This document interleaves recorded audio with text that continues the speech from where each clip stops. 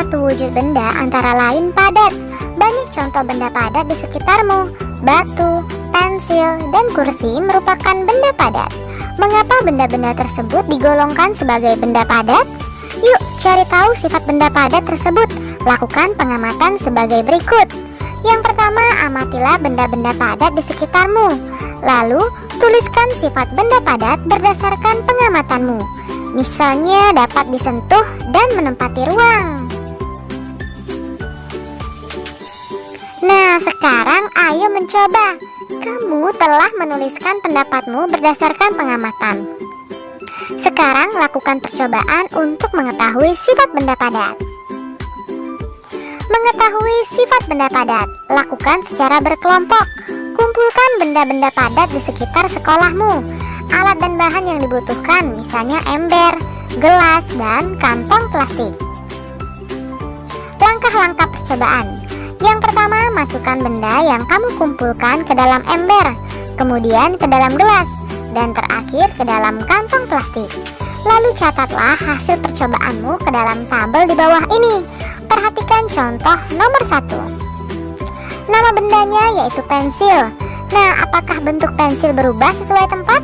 Jika tidak, kita beri tanda silang.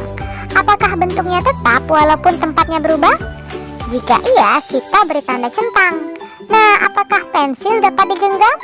Jika iya, kita beri tanda centang. Apakah pensil tidak dapat digenggam? Jika tidak, kita beri tanda silang. Lalu benda yang selanjutnya adalah buku. Nah, apakah bentuk buku berubah sesuai tempat? Jika tidak, kita beri tanda silang. Apakah bentuk buku tetap walaupun tempatnya berubah? Jika iya, kita beri tanda centang. Nah, apakah buku dapat digenggam? Tentu saja, kita beri tanda centang. Nah, apakah buku tidak dapat digenggam? Nah, jika tidak dapat digenggam, kita beri tanda silang.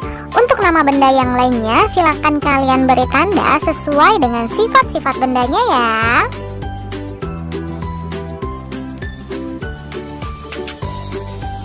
Kamu telah melakukan percobaan. Hasil percobaanmu telah diperoleh. Dapatkah kamu menyimpulkan sifat benda padat? Ternyata benda padat mempunyai sifat, bentuknya tetap walaupun tempatnya berubah. Dan benda padat juga dapat digenggam. Apakah hasil pengamatanmu sama dengan hasil percobaanmu? Ternyata iya, hasilnya sama. Nah, sekarang ayo berlatih. Sebutkan benda yang digunakan untuk mengukur jarak dari rumahmu ke sekolah. Berapakah jarak yang ditempuh dari rumahmu ke sekolah? Kamu dapat bertanya kepada orang tuamu. Rumah Dayu berjarak 6 km dari sekolah. Jarak dari sekolah ke pasar adalah 7 km. Berapa jarak yang ditempuh Dayu dari rumah ke pasar?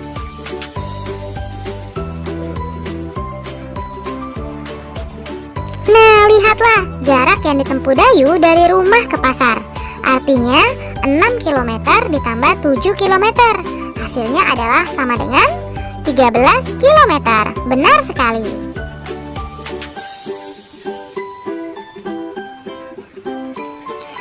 Sekarang selesaikanlah soal di bawah ini. Udin dan Beni akan berlomba lari. Jarak yang akan ditempuh 350 meter. Lomba pun segera dimulai. Saat Udin telah sampai ke garis akhir, Beni baru menempuh 200 meter. Berapa meter lagi sisa jarak yang harus ditempuh Beni hingga sampai ke garis akhir? Artinya 350 meter dikurang 200 meter sama dengan 150 meter. Jadi jarak yang harus ditempuh Beni agar sampai ke garis akhir adalah 150 meter. Nomor 2, jarak rumah Edo ke sekolah adalah 2.500 meter. Jarak rumah Siti ke sekolah adalah 4.740 meter. Berapa jarak perbedaan rumah Siti dan Edo dari sekolah? Artinya kita kurang 4.740 meter dikurang 2.500 meter. Hasilnya sama dengan? Iya, hasilnya sama dengan 2.240 meter. Nah, untuk nomor 3 dan nomor 4 silakan kalian diskusikan bersama orang tuamu. Lalu tulislah di bukumu masing-masing.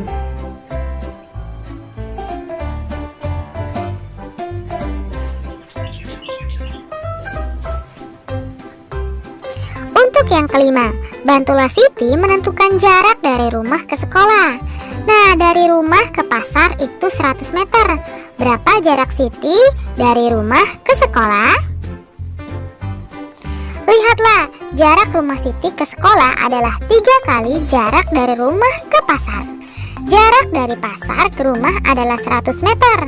Lalu berapakah jarak yang harus ditempuh Siti dari rumah ke sekolah? Artinya 100 meter dikali 3, karena 3 kali. Hasilnya sama dengan 300 meter. Benar sekali. Sekarang ayo bernyanyi.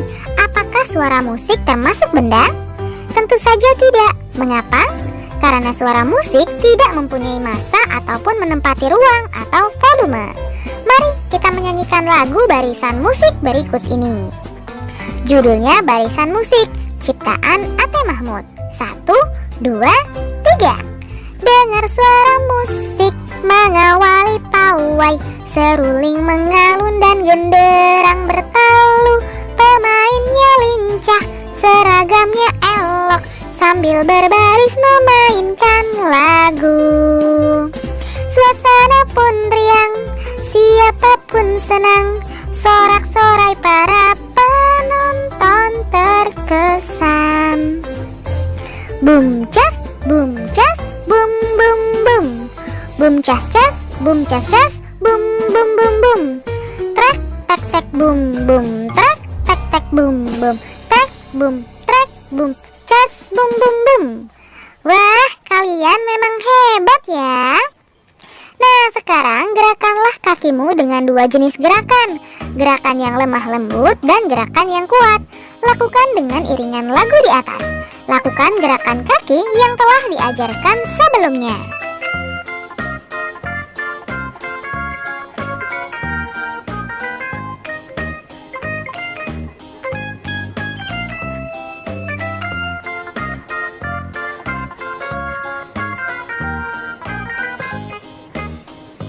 Untuk kegiatan bersama orang tua bersama siswa mengamati gerakan tarian daerah setempat di televisi, seperti gerakan yang mempunyai gerakan lemah dan kuat.